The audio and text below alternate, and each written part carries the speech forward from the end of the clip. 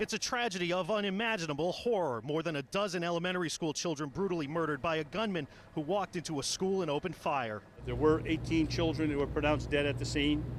There were 2 children who were transported to area hospital or pronounced dead at the hospital.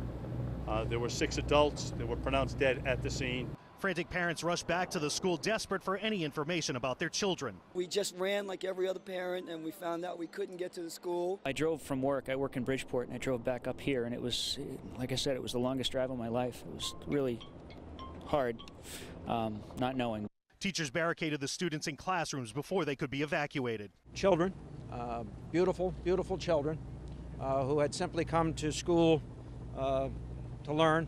We heard like shots and everybody went on the ground, and Miss Martin just closed the door and we went to the corner.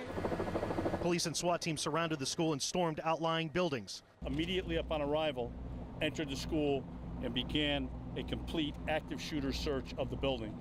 That included checking every door, every crack, every crevice, every portion of that school.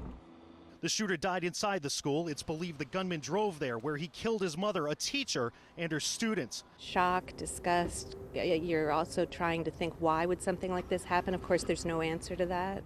The magnitude of the loss of life involving so many children has shaken this community and the nation. I know there's not a parent in America who doesn't feel the same overwhelming grief that I do. The majority of those who died today were children.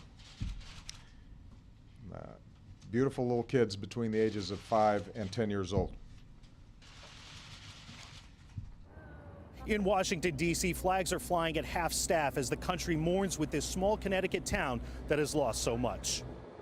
Again, 26 victims in this tragedy, 20 of them young children. Authorities said that they led them from the school and told them to close their eyes until they made it to safety.